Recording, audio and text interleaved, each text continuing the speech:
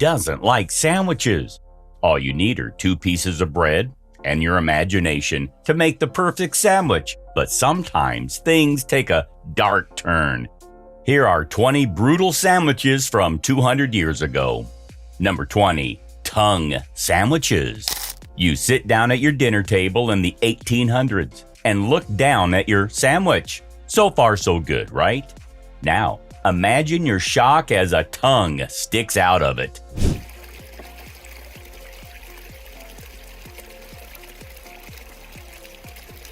Don't worry, your sandwich isn't alive, it's just a usual tongue sandwich.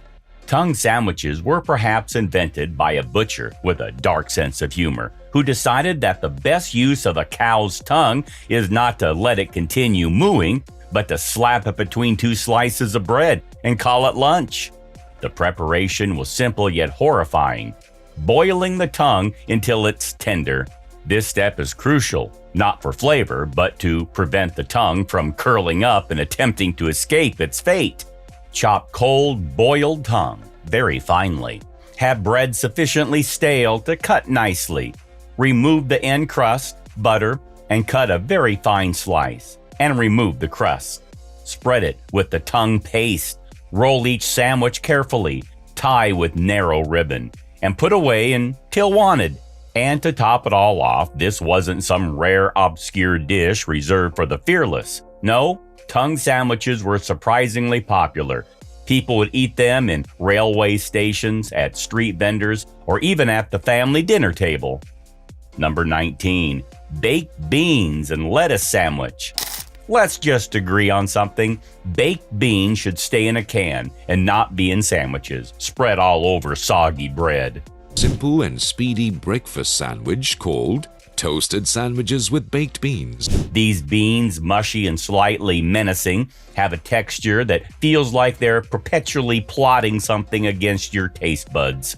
On the other hand, you have lettuce, watery, crispy, and almost aggressively flavorless, the kind of vegetable that's really just there for moral support. So just how do you make a baked bean sandwich? According to our sources, it's as easy as plopping a delicious pile of cold baked beans onto a thick slice of white sandwich bread and topping it with another. Some baked bean sandwiches are made with brown bread, but they tend to be more open-faced, and that's just not the same thing as picking up a sandwich and biting into it. And here's the kicker. This sandwich was often served cold. Yep, no toasting or grilling, just a cold, soggy mess ready to insult your taste buds. You'd go from the crunch of lettuce to the mushy sweetness of baked beans, all wrapped up in a soggy bread blanket that sticks to the roof of your mouth, like some sort of 19th century adhesive experiment gone terribly wrong. Number 18. Potato sandwiches. One of the awesome things about potatoes is that they are durable as heck. A delicious breakfast is a perfect way to start the day. That's right. Stick a storage potato in a fridge or root cellar, and you can forget that sucker for months, with no consequences. Potatoes are little miracles of starchy hibernation. Forget about gourmet delis. The ingredients list for a potato sandwich read like a minimalist manifesto. Bread and potatoes. That's it. Think of it as the Victorian version of a lazy meal hack. Why bother with meats or cheeses when you can just slap some leftover boiled potatoes between 2 slices of stale bread and call it a sandwich? To be fair, the potato sandwich did serve a purpose, mainly to fill your stomach on the cheap. After all, when your options are this sandwich or, well, starvation, the choice seems clear. Number 17. Nasturtium sandwich. This next sandwich may not be brutal for our vegetarian viewers, but for those steak lovers that can't imagine a sandwich without a hint of meat in it, this is nothing short of cattle feed sandwiched between 2 pieces of bread. Mayonnaise onto thinly sliced bread. Now onto that, we put nasturtium flower petals. 200 years ago, when you wanted to lose some weight in style, you didn't just eat salads and call it a day. You ate greens in everything, even sandwiches. For those unfamiliar with nasturtiums, They're bright, colorful flowers that in the wild might be pretty to look at, but aren't exactly screaming, "Eat me!" They have a peppery bite and an aftertaste that can only be described as regrettable. Start with a couple of slices of coarse, rustic bread. You know, the kind that could double as a doorstop or be used in self-defense. Now, grab a handful of freshly picked nasturtium flowers. Make sure they're bright and vibrant because they're going to taste awful. They might as well look good doing it. Lay these flowers generously between the bread slices, and that's how you make yourself a perfectly bland nasturtium sandwich, just how people liked it 200 years ago. Number 16, anchovy sandwiches. If you were a starving peasant in the 1800s who got his hands on some anchovies, chances are they'll be salt-packed as today and might be pounded into a paste. Contemporary cookery books mention anchovies again and again as an explosive flavor enhancer and as a cure for headaches. But if you ask us, anchovies are the reason you can get a headache, especially if you eat them in a sandwich like 200 years ago. Anchovies are small, oily fish that taste like they spent their entire lives marinating in the briniest depths of the sea. They're like that one friend who takes every joke too far. There's never a mild anchovy. Now imagine taking these tiny, flavor-packed sea monsters and layering them onto bread. Not just any bread, mind you. This was 19th century bread, which was basically a brick with aspirations. So, you start with 2 slabs of this bread, scrape out some anchovies from the bottom of a jar that's been sitting in the pantry since who knows when, and lay them down generously, and stick this cold, salty anchovy paste between them. Today, anchovies might make a subtle appearance in a Caesar salad or be dissolved into a sauce. But back then, anchovy sandwiches were in every peasant's pantry, waiting to give everybody a headache. Number 15, chicken feet sandwiches. Yummy! This next strange sandwich would make you ask the question, hey, who ordered the foot long? Get it? Chicken feet are a weird food to eat on their own, but stick them into a sandwich and you've given everybody nightmares for days. The preparation of chicken feet is, shall we say, not for the faint of heart. First, you've got to boil them until they're soft, which is a nice way of saying until they look like a bad horror movie prop. Once boiled, you've got to peel off the skin, a task that feels more like a forensic investigation than cooking. Underneath, you find a mix of bones, tendons, and a bit of gelatinous meat. Perfect sandwich material, right? Next ingredient can be coleslaw, or should we say coleslaw? Okay, we'll stop. The first bite of a chicken feet sandwich is an experience you won't soon forget. Crunch from the tiny bones, a slimy, chewy resistance from the tendons, and the occasional snap of a cartilage joint that makes you question every decision you've ever made. Chicken feet are pretty persistent in southern foods in the States, but the sandwich here looks like it's meant to be the bulk of the thigh meat, and the rest is a gimmick. Number 14, pickle sandwich. If you're the kind of person who sees a lot of sandwich-related content come across their social media feeds, you've probably seen many a pickle sandwich meme over the past couple of years. So all the pickle puns ready to explain why. But you'd be surprised what we think of a joke today was an actual sandwich 200 years ago. Now, don't get us wrong, pickles can be delightful, in moderation. A nice, crisp dill can add a refreshing crunch to a burger or balance the richness of a grilled cheese. But back in the 19th century, someone apparently missed the memo about balance and went full pickle. The preparation was both simple and horrifying. Take 2 slices of bread, the usual suspect.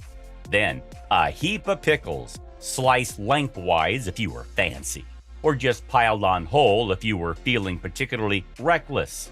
And we're not talking about a few pickles here and there for a hint of flavor. No, we're talking about an aggressive mound of pickles, enough to make even the most ardent pickle lover pause. Number 13, spag bowl sandwiches. Leftover spaghetti is not uncommon in our refrigerators, and that was the case 200 years ago as well. Using that leftover spaghetti may have been different though. This was exactly the type of spaghetti sandwich that simply would not end up on a menu. The sandwich of scarcity, which so often is the basis of these carb-on-carb sandwiches. Simple enough to make. Simply butter some bread, add some spaghetti, and fold over. Now, let's break down the anatomy of this unholy creation. First, you've got your spaghetti bolognese, or Sprag bowl, if you're too exhausted by the weight of existence to say the full name. Then comes the bread. And the flavor? Oh, it was something special. A soggy, starchy explosion that somehow managed to be bland, salty, and oddly sweet all at once. And the mess? Don't even get us started on the mess. There's no way to eat a Sprag bowl sandwich neatly. Any given bite ended up fairly evenly distributed between your mouth, your beard, your shirt, the table, and the floor around you. Number 12. Wigan Kebab Sandwich. This sandwich is evidence that in the 1800s, folks had a real talent for taking a bad idea and running with it. The water off the peas, you get a few bees in as well. Yeah. You don't, it's free. Just moist your chips up. It proved the saying right that some crazy people would put anything between two pieces of bread and pretend it's normal. For those unfamiliar with the strangely sounding snack, it's basically a potato scallop with pea juice drizzled over it and placed inside a barm cake. Call it what you will. And it's the perils of eating them on the go, with hot fillings spilling out, that is said to have created the Wigan kebab delicacy by slapping it inside a barm for a hot portable lunch. Taking a bite out of this behemoth is a challenge in itself. The bread to pie ratio is all wrong from the start, with the bread acting more like a flaky bib than an actual component of the meal. The moment you sink your teeth into it, you're met with a confusing array of textures. First, the soft, yielding bread, then the chewy, thick crust of the pie, and finally, the filling. An uncertain blend of chunky meat bits, gelatinous gravy, and maybe a rogue pea or two. Number 11. Bull Testicles Sandwich. Offal is best kept in the bin, not sandwiched and served to guests. But 200 years ago, this delicacy, should you even call it that, was served to people, and you don't want to know how or what it was made from. Here is the bull testicle, and it feels Bull gonads usually go cheap because buyers tend to be picky about anatomy, but they're missing out. Offal can be extremely tasty and fortifying when cooked for a long time on a low heat. Heart needs especially long cooking because it's a tough muscle that's undergone a lot of work and stress. Testicles are similar and, like heart and kidneys, do need a recipe to be worth the effort. Fry them up and put them on French bread to turn a po' boy into a po' man. These sandwiches were a rather favorite staple in slaughterhouses, sliced and deep fried, eaten on a sandwich. Workers described the texture as much like a really good chicken patty, but the question still remained. Who was the first person who came up with this monstrosity, and why? Number 10. Marmite and lettuce sandwiches.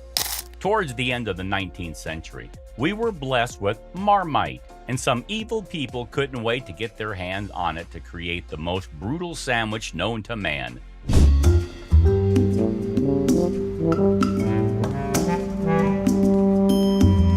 The Marmite and lettuce sandwich is a relic from a time when people were made of tough stuff, perhaps because they had to be, given what they were putting in their mouths. Marmite, lettuce, and cheese. There must have been a Women's Weekly article on this, given the number of people suffering flashbacks right now. They were called super duper sandwiches. White bread with thick slices of tomato, cheese, and some lettuce with butter, and way too much Vegemite. We still don't know what's super duper about these sandwiches though. The combination of flavors is nothing short of bewildering. On one hand, you have the intense, in-your-face assault of Marmite, a flavor so polarizing it could start a war. On the other hand, there's the lettuce, which tastes like sadness and regret. Together, they create a taste sensation that could make you either winch in regret or love it. No in between. Eat your sugar sandwich on the couch, with your feet jammed between the cushions and your legs covered by a blanket. You may want to have a book handy. Number 9. Grape sandwiches. Fruit in a sandwich? Very strange indeed, but we have been reliably informed that 2 pieces of bread and butter with a filling of chopped grapes taste a lot better than it sounds. Does that mean we'll ever have to have a go at this abomination from the past? Probably not. Add California grapes.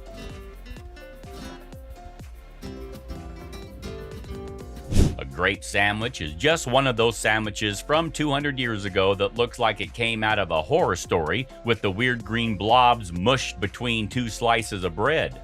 If you manage to actually catch a grape in a bite, you're rewarded with an unexpected burst of sweetness that, frankly, has no business being there. It's a confusing mix of textures and flavors: soggy bread, a sudden squish, and a taste that swings wildly from bland to sugary in a matter of milliseconds. There's also the possibility that someone genuinely thought this was a good idea. A misguided soul who believed they were innovating in the world of sandwiches. Number 8. Sugar sandwiches. Sugar sandwiches? More like diabetes sandwiched between 2 pieces of bread, if you ask us. These sandwiches were present in every granny's stories from her childhood. Primitive, memorable, hilarious, and uncomfortable are all words that come to mind when you describe sugar sandwiches. Put on Lurpak spreadable butter, invented I think in 1903. If it's not invented in 1903, you can tell me in the comments. Whilst you're in the comments, you can also like and subscribe. For those of you who have never tried them, you might want to stick to something you would find on the supermarket shelves. Sweeter than sweet they were, and very grainy. The sugar sandwich was the poor man's equivalent of jelly. The flavor profile is best described as aggressive sweetness meets bland carb. The bread, which could have been a neutral player in this game, instead acts like a sponge, soaking up saliva and becoming a dense, chewy mass. The sugar, meanwhile, doesn't mingle or blend. Sugar was a luxury item, and bread was a staple. When you didn't have the money for proper fillings like meat or cheese, a little sugar was the closest thing to a treat you could get. At that point, you could slap your bread together and shove the whole thing in your mouth. Or you could get a little bit fancy. You can jump back in time and toast each slice before peanut buttering them up. You can shove the whole deal in a panini press, or you can put the sandwich under the broiler. Number 7. Tomato sauce and onion sandwich. The good thing about sandwiches is that all you need are 2 pieces of bread and your imagination, but this sandwich is enough to cause a civil war between people, whether it was strange or the perfect comfort food. I personally like the tomato ketchup.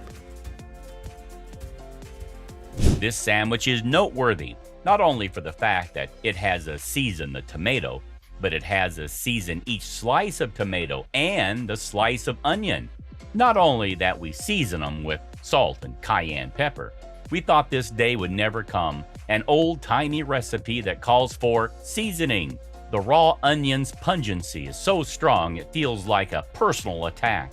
And just when you think you're getting used to the flavor, the tomato sauce kicks in, coating your tongue with its acidic, watering vengeance. It's a flavor roller coaster, except the ride is malfunctioning, and you just want to get off. The textures are equally disturbing: soggy bread, crunchy onion, and watery tomato. Each bite is a challenge to the senses and the stomach, a testament to human perseverance or poor decision-making. Serving raw onion sandwiches at a fancy party might sound like a plot from a silly sitcom, but come Vidalia season, it's a story with a happy ending. During Vidalia season, guests may be treated to a platter of sweet onion tea sandwiches. Number 6. Toast sandwich. This sandwich sounds like your classic struggle meal from the 1800s. Potato masala sandwiches are ready. Serve it hot with green chutney or tomato ketchup and enjoy. A toast sandwich is a sandwich in which the filling between 2 slices of bread is itself a thin slice of toasted bread, which may be buttered. An 1861 recipe says to add salt and pepper to taste. Leave it to Brits to come up with history's lamest sandwich.